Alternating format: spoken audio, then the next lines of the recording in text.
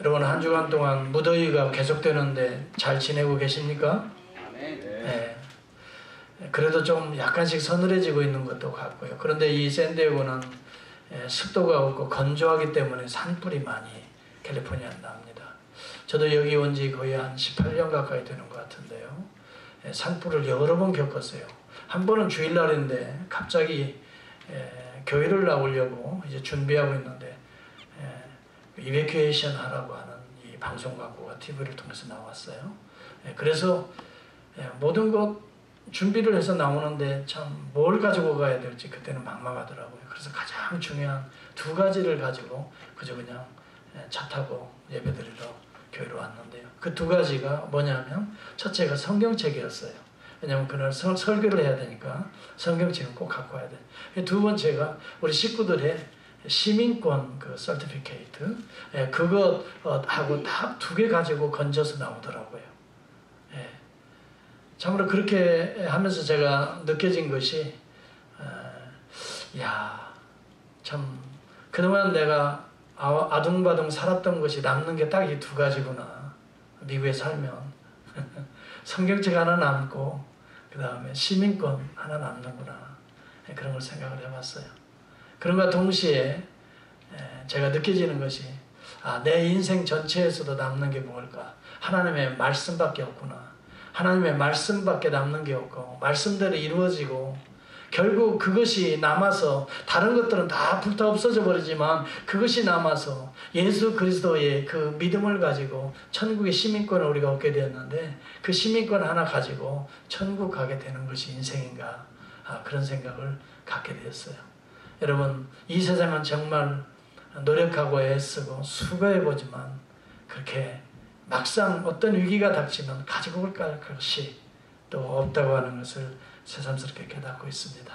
오늘 여기 본문에 보면은 정말 이 빈들이 나오고 황량한 광야가 나옵니다.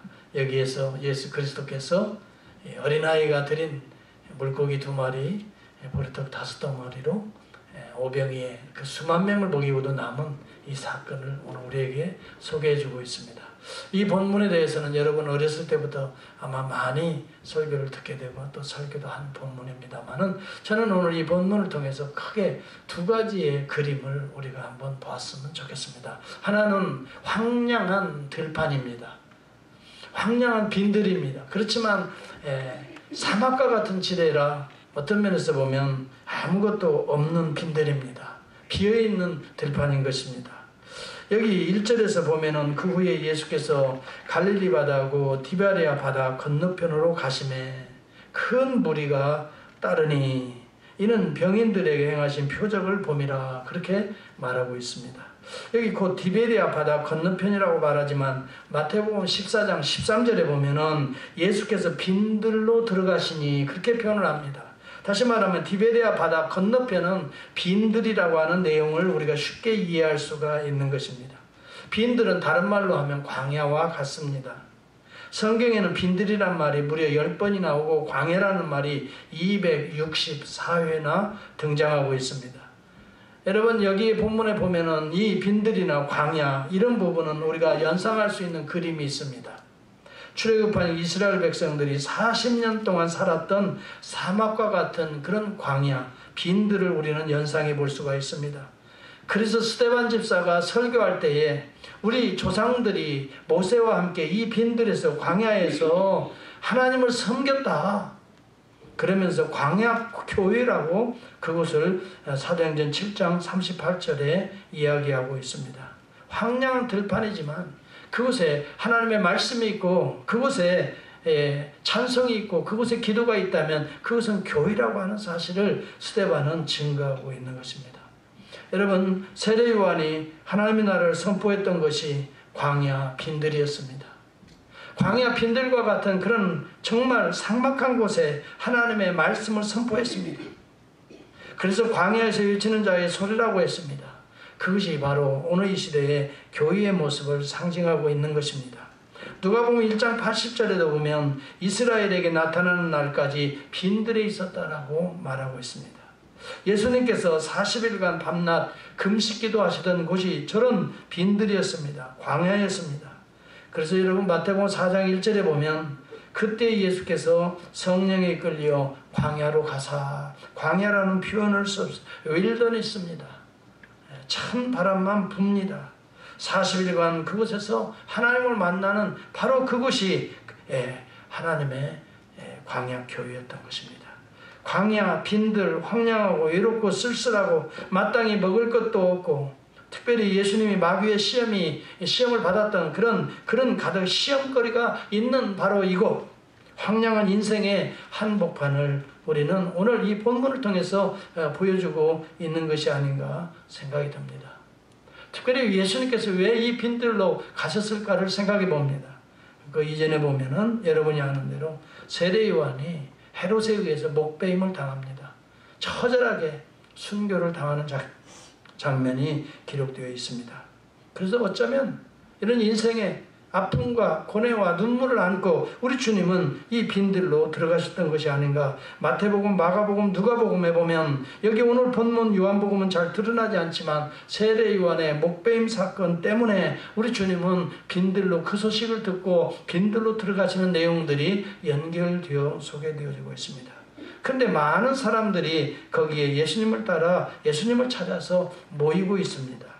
마태복음 14장 14절에 보면 예수께 나오사 큰 무리를 보시고 불쌍히 여기사 그 중에 많은 병자들을 고쳐주시니라 라고 말을 합니다. 특별히 오늘 본문에도 보면은 그런 내용이 나옵니다.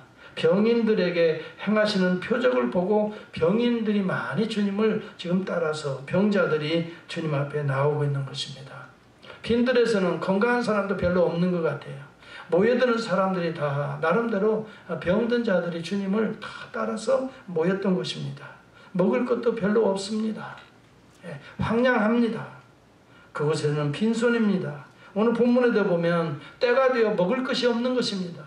이 많은 무리들에게 어떻게 먹을게 하고 걱정이 있는 것이 빈들인 것입니다.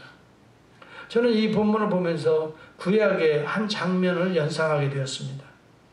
여러분 사무엘상 22장에 보면은 다윗이 그 블레셋 가드에 들어갔다가 하마터면 거기에서 죽을 뻔했어요. 이스라엘과 블레셋은 항상 전쟁이 일어나는데 가드에 들어가서 그 피할 수밖에 없었어요. 왜냐하면 이스라엘 당시에는 사울이 군사를 이끌고 계속해서 다윗을 잡아 죽이려고 하니까 남의 적진에 들어가는 거예요. 적진의 피신에 들어가는 거예요. 가드에 들어가는 거예요. 그러니 적진에 들어가는데 그 블레셋 사람들은 다윗을 다 알아요. 아니 어떻게 우리가 싸우던 그 이스라엘의 대상자의 장군이 여기에 왔는가 이렇게 말할 정도로 다윗을 잘 압니다. 그래서 다윗은 거기에서 살아남기 위해서 미친 짓을 합니다. 침을 흘리면서 질질 발을 긋고 옷도 다 헤어진 옷을 입고 그리고 말하는 것도 어눌하게 하면서 미친 행위를 의도적으로 합니다.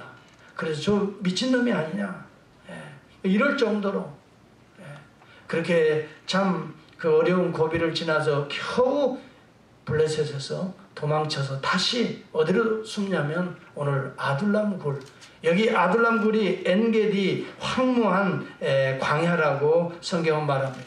엔게디 황무한 광야에 아둘람 굴 하나 있습니다. 그래서 사무엘상 22장 1절과 2절에 보니까 그러므로 다윗이 그곳을 떠나 아둘람 굴로 도망하매 그랬습니다. 그 형제와 아비의 온 집이 듣고는 사람들이 저 아둘람 굴에 다윗이 피했다 하니까 사람들이 몰려들기 시작합니다. 그런데 여러분 몰려드는 사람들을 대부분 보니까 환난당한 모든 자와 환난당한 사람들이 모이는 것입니다. 빚진 자와 마음이 원통한 자가 다 그에게로 모였고 라고 말을 합니다.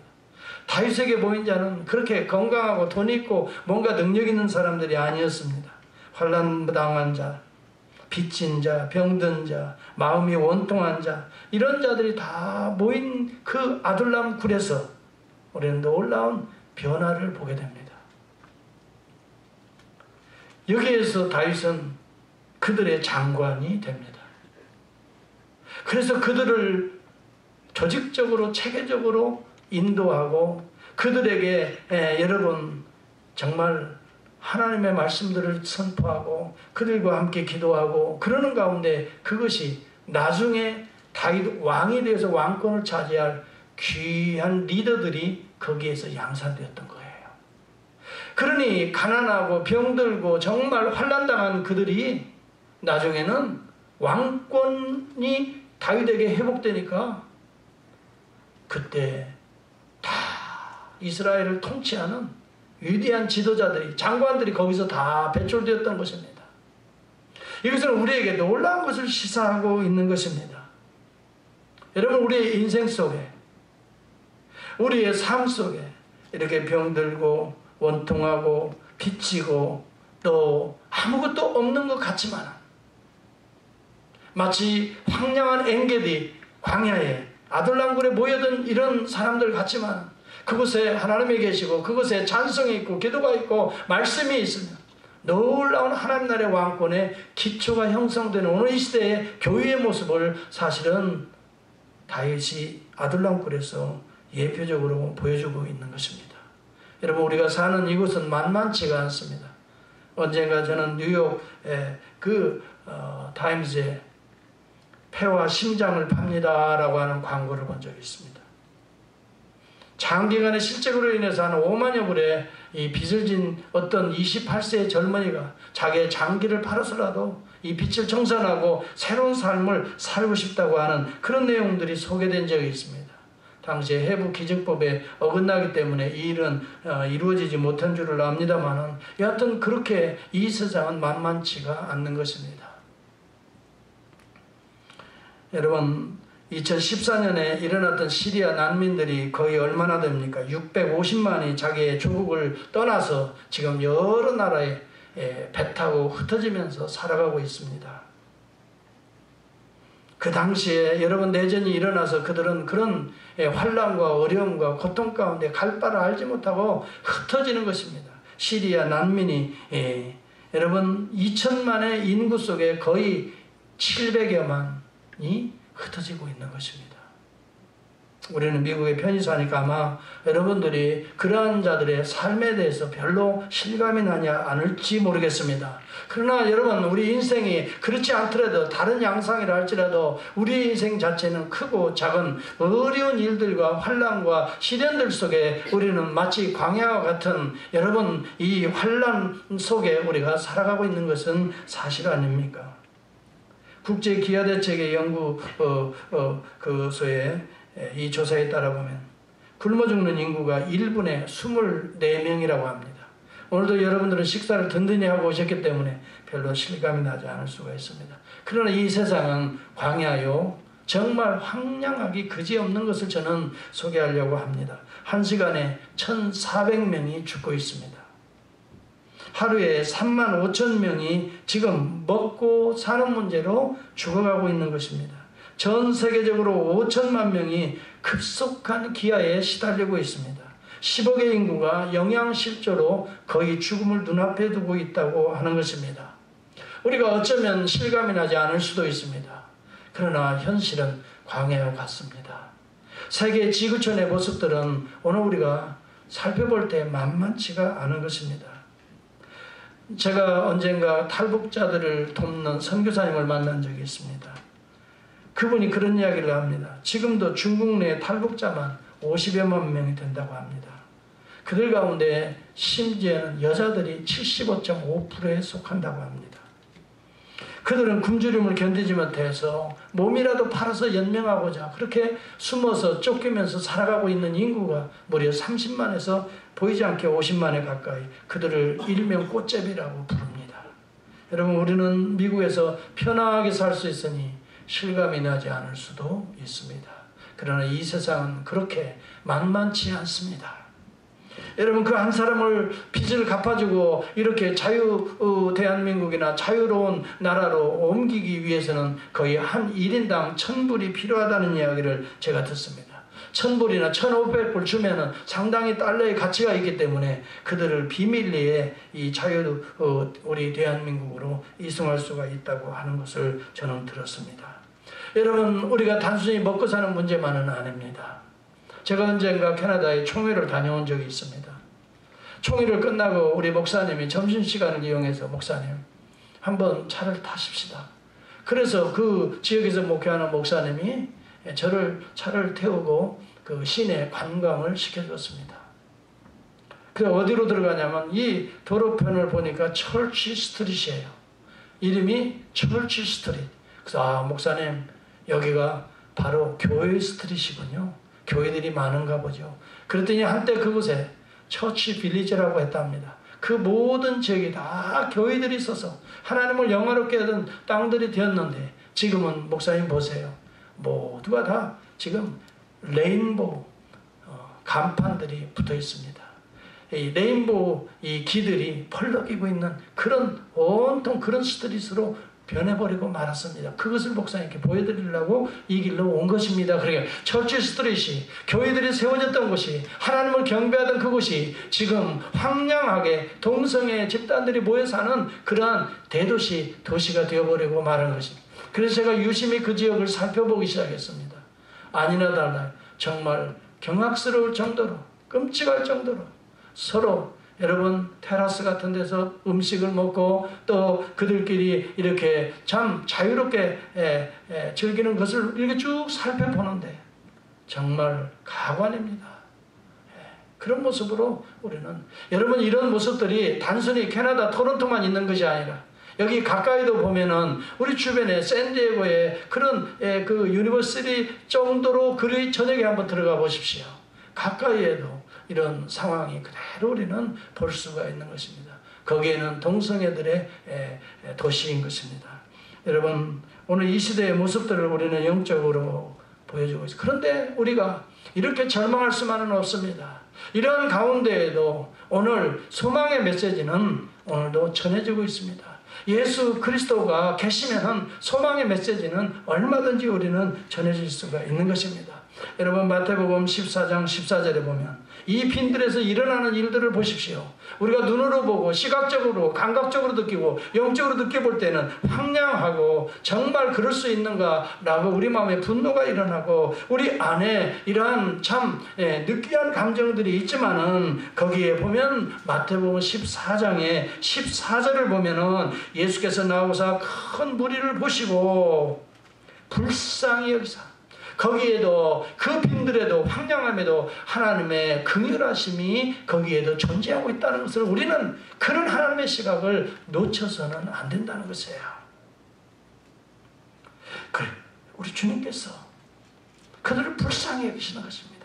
우리는 손가락질하고 우리는 정죄하고 우리는 어떻게 저렇게 살 수 있는가 라고 생각할 수 있지만 우리 하나님은 그들을 향해서 불쌍히 여기사 그 중에 있는 병인들을 병자들을 주님이 품에 안고 고치시는 것입니다. 이것이 천국이라는 사실을 보여주고 있는 것입니다.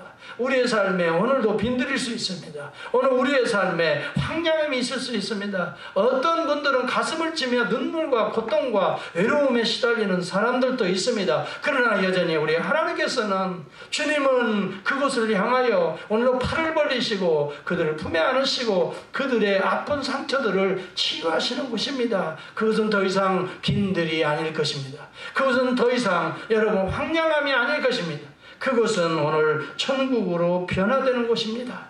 사랑하는 성도 여러분, 오늘 우리 인생의 삶에 힘들고 어렵고 호소할 수 없어서 가슴을 치는 것이라 할지라도 하나님의 긍휼과 자비하심을 맛볼 수 있다면 그것은 더 이상 빈들 광야가 아닙니다. 그것은 하나님의 천국이 시작되는 심령인 것입니다. 여러분 빈들에서도 하나님의 말씀이 임하면 천국이 임한다는 것을 오늘 우리 본문은 말씀해 줍니다. 마가복음 6장 34절에 보면 예수께서 나오사 큰 무리를 보시고 여러분 여기 마태, 마가, 누가, 요한 오늘 이 장면을 그대로 다 소개해 주고 있습니다. 상당히 중요한 본문이기 때문에 성경은 이 마태가 보더라도 마가가 보더라도 누가가 보더라도 요한이 보더라도 이 장면만큼은 분명하게 기록을 다 다른 각도에서 보지만은 분명한 기록을 남기고 있다는 것은 그만큼의 중요성이 있다고 하는 것입니다. 저는 요한의 시각을 통해서 그 중요성이 뭐냐는 것입니다. 오늘 우리의 인생이 우리의 삶이 첫째로는 빈들과 같은 인생이라고 하는 사실을 그림처럼 보여주고 있는 것입니다. 구하고 구해도 파도 만족감이 없는, 그래서 굶주림 속에, 고통 속에 우리가 남을 원망할 수도 없고 나를 탓할 수도 없는 그러한 인간의 한계 상황 속에 우리는 살아가고 어쩌면 있는지도 모르는 것입니다. 만족이 있습니까? 여러분의 영혼에 기쁨이 있습니까? 어디에서 여러분 풍족함을 누리고 있습니까? 여러분 빈들과 광야는 그 모든 것들이 부족한 상황입니다. 여러분 그런 가운데에도 오늘 성경은 분명히 이야기합니다. 마가복음 6장 34절에 보니까 그 목자 없는 양 같음을 인하여 불쌍히 여기사, 하나님은 그것도 불쌍히 여기시, 이것이 하나님의 자비와 긍휼하심입니다. 그리스도를 통해서 그들에게 천국의 복음을 그들에게 가르치시더라라고 말합니다.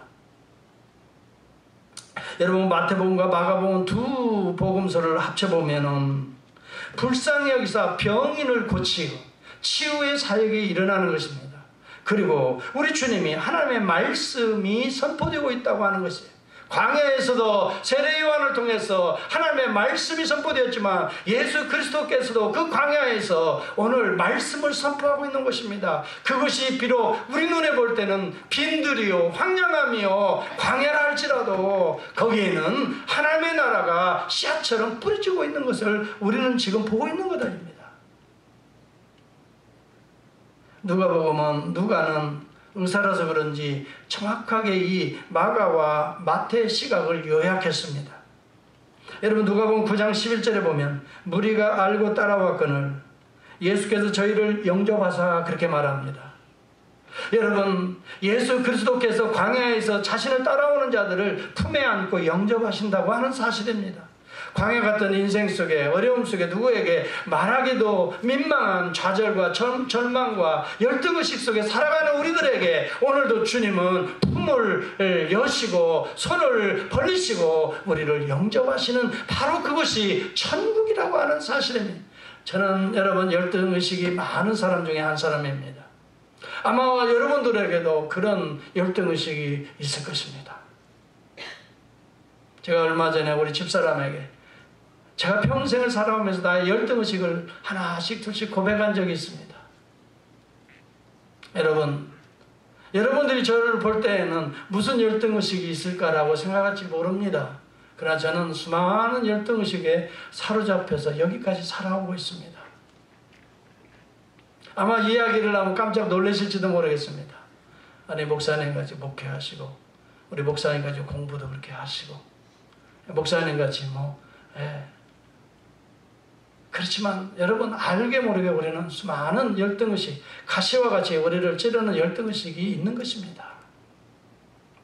그렇지만 여러분 내 심령에 이 가시와 같은 또 내 심령에 광야와 같은 내 심령에 이런 황량함을 느낄 때 우리 주님은 영접하시는 것을 나를 품에 안으시고 껴안아주시는 것을 저는 얼마나 많이 느끼는지 알 수 없어요.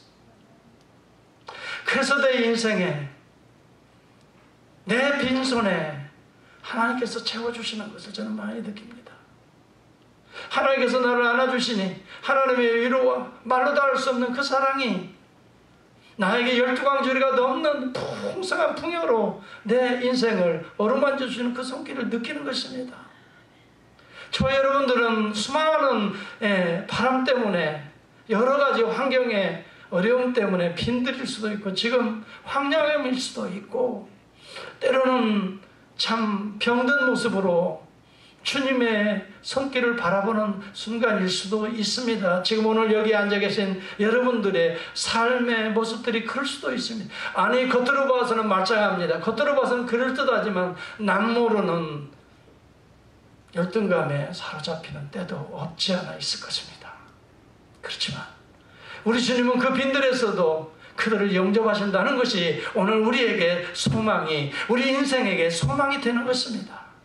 그들을 버리지 아니하시고 우리 주님은 그들을 영접하사, 저는 누가의 이런 표현들이 너무너무 아름답습니다. 하나님의 나라의 일을 이야기도 하시며 그 병도 고쳐주시더라 라고 성경은 누가는 이 병고침의 치유의 사건과 하나님의 복음의 비밀을 선포하는 사건을 연결해서 엮어서 이렇게 말해주고 있습니다. 오늘 우리 주님은 요한복음의 시각은 우리의 필요한 양식까지도 충분하게 베풀어 주시는 그 넉넉한 주님의 품을 오늘 우리에게 소개해 주고 있는 것입니다. 때로는 우리의 심령의 빈들을 느끼십니까? 때로는 우리의 영혼에 여러분 황량함을 느끼십니까? 오늘 우리 주님은 여전히 여러분들의 마음을 녹화하고 계시는 것입니다. 이런 빈들이라 할지라도, 이런 황량함 속에 있다 할지라도, 아둘람 굴과 같은 그런 곳에 우리가 피신해 있다 할지라도 우리 주님은 부르는 자들에게 달려가 오늘 그의 넓으신 자비의 품을 열어 보이시고 그 넓으신 사랑의 손길로 우리를 안아주시는 그분이 계시기 때문에 우리는 소망이 있고 오늘도 열등감에서 우리는 해방받아서 주님의 사랑 안에서 자유를 선포하고 복음의 능력을 선포하며 오늘도 살아갈 수 있게 되는 것입니다. 여러분, 우리 주님이 너희가 한번 이 많은 자들에게 먹을 것을 주어보라고 한번 말합니다. 빌립은 오늘 7절에 말합니다. 이 사람들을 먹게 할지라도, 다 먹게 한다 할지라도 하나의 1불짜리로 햄버거 하나씩 여러분 나눠준다 할지라도 200데나리온의 떡이 필요합니다. 1불짜리를 한다 하더라도 2, 3만 불이 필요합니다. 이 많은 사람들을 먹이려면 적어도 2, 3만 명이 모여있는 것입니다. 여러분, 남자의 숫자만 장정만 5,000명이라고 성경에 말하면 남자가 5,000명이면 여자도 5,000명입니다. 여자는 그때 수에 끼지 않습니다. 여러분, 남자가 여자가 합해서 10,000명이라고 한다면 거기에 낳은 자녀들이 벌써 2명씩만 평균 잡아 데리고 왔어도 40,000명인 것입니다. 아니요? 가만히 있어봐요. 네. 5 곱하기 5, 이 남편, 아내, 그 다음에 남자, 여자 둘, 애들 둘 잡아도 20,000명입니다. 먹이려면 적어도 2만 불은 1불씩 따져도 2만 불. 그래서 6개월 봉급을 이야기한 겁니다. 200데나리온은 오늘날 이 시대에 6개월 분의 봉급을 의미하는 것입니다. 적어도 한 2만 불, 한 3만 불 안 되겠어요. 1년에 한 해프만 따져봐도. 그렇게 됩니다. 그런데 우리가 무슨 2만 불이 있습니까? 그렇습니다. 광야는 마음은 원이지만은 100% 줄 수 있는 능력이 없는 것이 인생의 광야요 빈들인 것입니다. 우리 손에 나약함을 볼 수 있는 것이 광야인 것입니다. 때로는 여러분 우리에게 빈들이 찾아오고 광야를 우리가 내쫓김을 당할 때 우리의 모습을 볼 수 있는 유일한 방법인 것입니다. 그래서 때로는 우리를 빈들로 하나님은 광야로 우리를 내보내시는지도 모르겠습니다. 그래서 우리가 가지고 있는 것, 우리가 계산하는 것대로 할 수 없음을 깨닫게 하는 겁니다. 사실 2, 3만 불이 들어가는데 그런 돈이 어디 있습니까? 그것을 알게 하시기 위하여 너희가 먹을 것을 주어보라라고. 그래, 네 마음대로 살아보고 네 계획대로 살아보니 되겠는가? 빈들입니다. 황량합니다. 이것을 깨닫게 하시기 위해서 필립을 시험하시기 위해서 이 말씀을 던지신 것이라고 성경은 분명하게 이야기합니다. 그렇습니다. 인간이 아무리 똑똑하고 능력이 있어 보여도 한계 상황에 부닥칠 수밖에 없는, 우리가 풀 수 없는 문제들이 이 세상에 너무나 많습니다.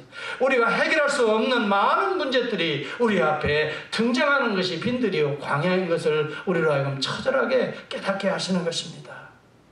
어떤 제자는 마태복음 14장 15절에 이렇게 말합니다. 저녁이 되면 제자들이 나와 가로되 이곳은 빈들이요 때도 이미 저물었으니 그들의 방법을 보십시오. 무리를 보내어 마을에 들어가 먹을 것을 각자 알아서 사 먹게 하소서. 여러분, 이것은 교회가 적어도 아닙니다.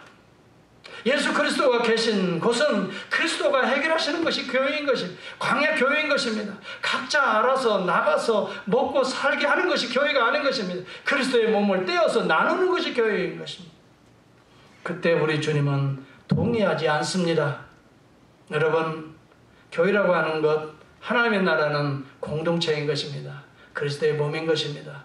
이 세상은 개인적으로 알아서 사는 사람은 살고 먹는 사람은 먹고 없으면 죽고 없으면 퇴직당하고 없으면 여러분 가는 것이 세상입니다.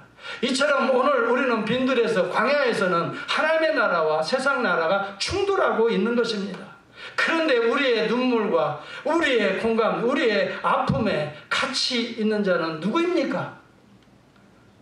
여러분, 한국에서 얼마 전에 어떤 정치인이 불의에 참 자기 몸을 던져서 참 그런 죽은 사건이 있습니다.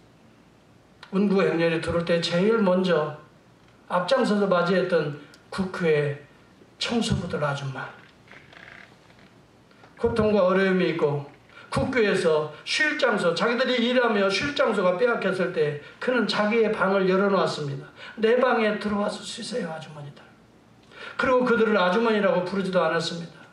그들은 파리 목숨이었습니다. 일용직 근로자들이었습니다. 언제든지 필요에 따라서 부르면 부고 오고 오라면 오고 가라면 가는 그런 자들입니다.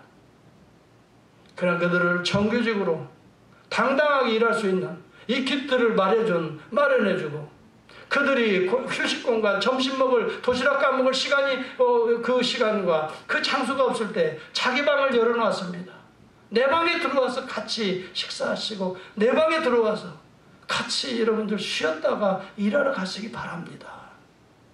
여기가 하나님의 나라라고 하는 것입니다. 저는 정치인을 두들나려고 하는 것입니다. 그 자살을 저는 합리화하고 미화시키는 것이 아닙니다.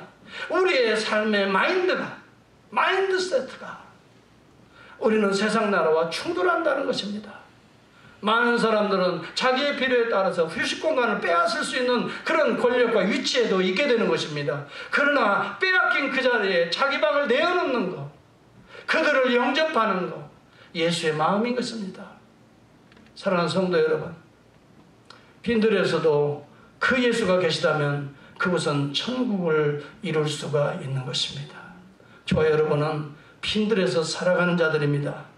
오늘 우리의 빈들에서 고통당하고 눈물을 흘리던 우리 주님은 오늘 빈들로 이 땅으로 오신 하나님이셨습니다.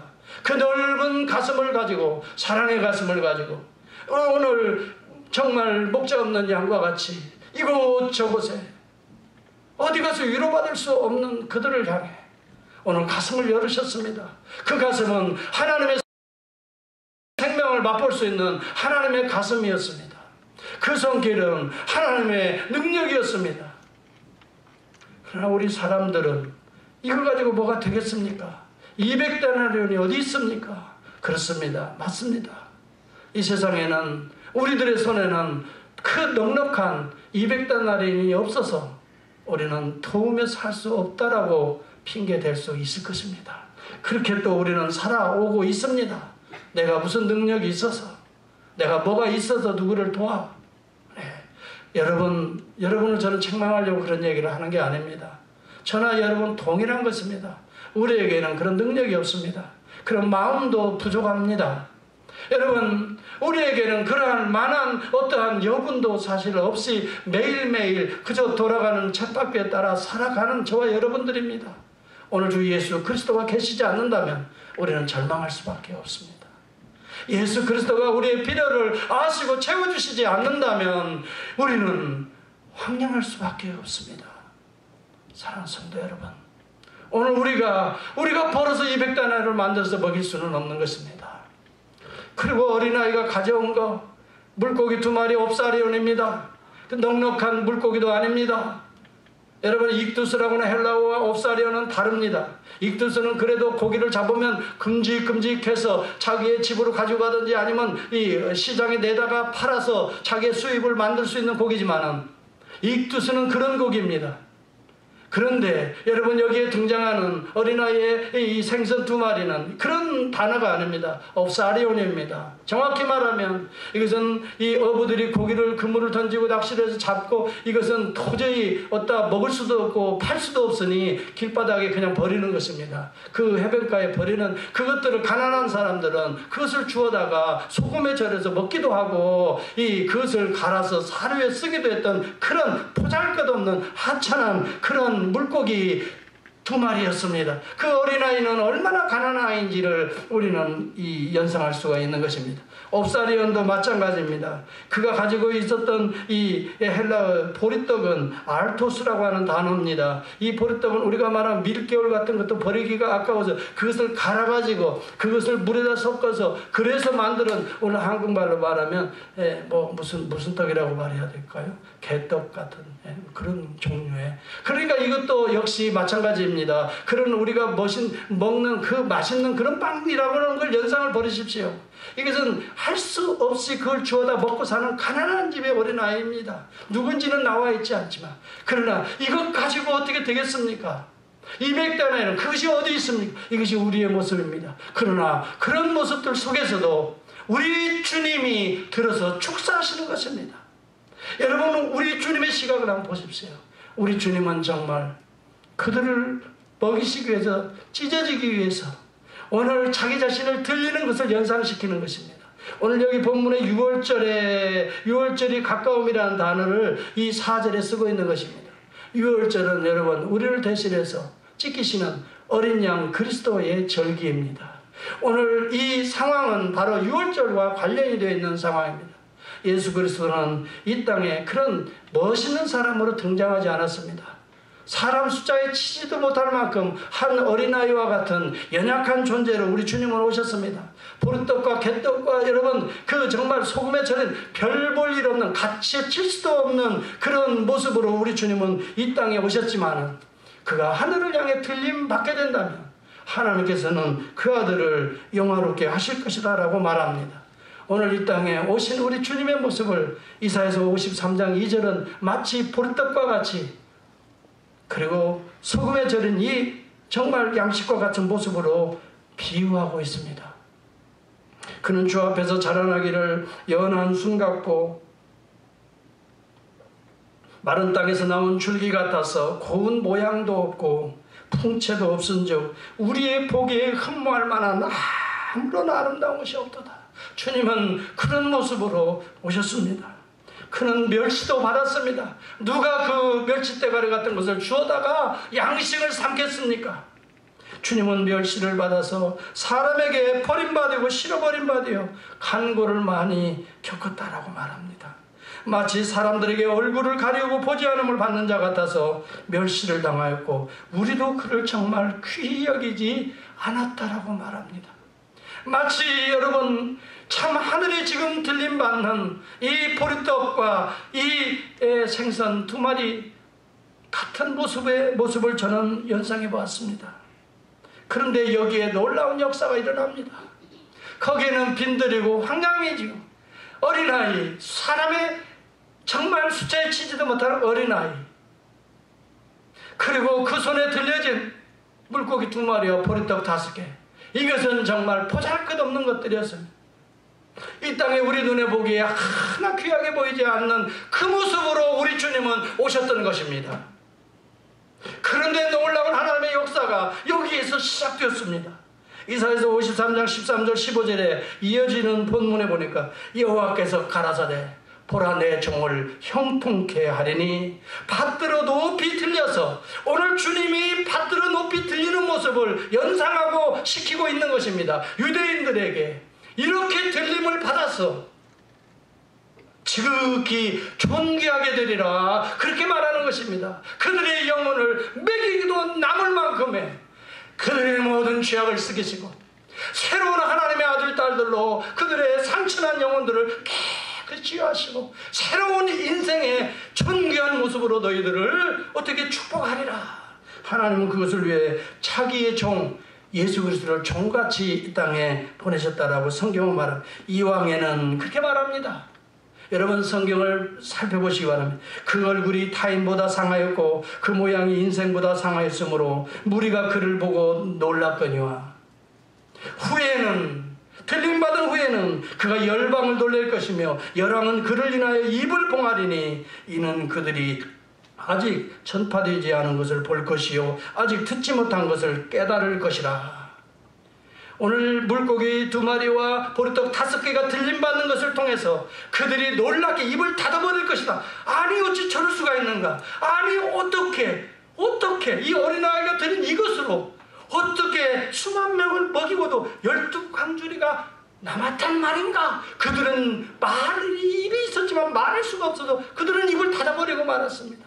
그렇게 될 것이다. 미리 보여준 것이다 라고 성경은 예언하고 있는 것입니다. 그리고 예수 그리스도는 그 모습으로 십자가에 돌아가셨습니다. 그런데 놀라운 이 하나님의 영광에 하늘문이 열립니다. 무덤문이 열렸습니다. 살아났습니다. 그리고 하나님 앞에 놀라운 역사가, 구원의 역사가, 구속의 역사가 일어났습니다. 오늘 이것이 예수 그리스도가 축사하시는, 미리 보시는 예표적인 하나님 앞에 영광이요 감사의 모습이었던 것입니다. 그렇습니다. 오늘 때때로 우리가 볼 때는 십자가의 도라고 하는 것이 멸망받을 자들에게는 무슨 목사님 매번 예수 십자가 이야기하는데, 그러나 미련하게 여러분 들릴지 모르겠습니다. 그러나 십자가의 도는 구원 얻을 백성들에게는, 따라서 합시다, 하나님의 능력이 됩니다. 하나님의 능력이 됩니다. 하나님의 생명이 되리라. 예수 십자가를 믿는 자들에게는 우리의 죄사함이 임하고 하나님의 하늘문이 열리고 나의 죽음의 문이 열리고 죄사함이 임하고 하나님의 영광이, 생명이, 그 놀라운 은혜와 사랑이 오늘 우리에게 나누어 주리라. 그래서 우리는 굶주리지 아니합니다. 더 이상 빈들이 아닙니다. 광야가 아닙니다. 황량함이 아닙니다. 먹고 충만히 나누어 주면서 12광주리가 남는 천국을 이루게 되는 것입니다. 오늘 저와 여러분 무엇을 찾고 있습니까? 여러분의 손만 보면 200데나리 어디 있습니까? 이 사람들을 각자 내보내서 알아서 살게 하십시다. 그것이 우리의 인간의 삶의 어떤 모습들입니다. 그러나 주님의 손에 들려지기만 한다면 우리는 놀라운 천국잔치의 주인공이 될 수가 있습니다. 사랑하는 성도 여러분, 예수 그리스도를 바라볼 수 있기를 주의 이름으로 축원합니다. 예수 그리스도 안에는 하나님의 생명이 있습니다. 하나님의 구속이 있습니다. 하나님의 풍요로움이 있습니다. 여러분, 굶주림이 없습니다. 넉넉함이 있습니다. 생수가 남습니다. 엘리사의 기름병에 기름이 마르지 않았습니다. 여러분, 그 밀가루통에 밀가루가 가뭄에 떨어지지 않았습니다. 예수 그리스도가 존재한다면 우리 광야 같은 빈들과 같은 빈손과 같은 우리 인생의 삶에 밀가루통에 기름통에 성령의 여러분 기름이 떨어지지 아니할 줄을 믿습니다. 여러분의 인생은, 그래서 여러분의 삶은 세상 사람들에게 공급해주는 양식이 그래서 그리스도 안에 될 수가 있다고 하는 것입니다. 사랑하는 성도 여러분, 오늘 저와 여러분은 광야 빈들에 살고 있습니다. 누구를 바라보며 살아갑니까?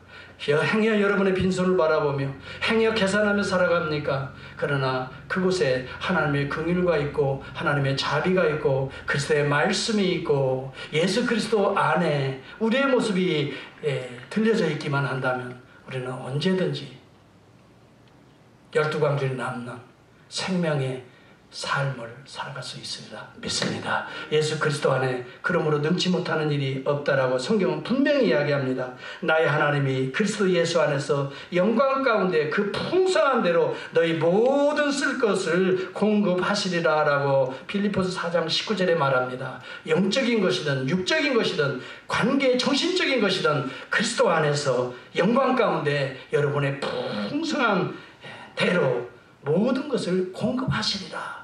이 믿음을 가지고 주를 향하며 주 앞에 들림받는, 함께 들림받는 우리의 삶이 될 수 있기를 예수 그리스도의 이름으로 축복합니다. 기도하겠습니다. 우리 같이 한번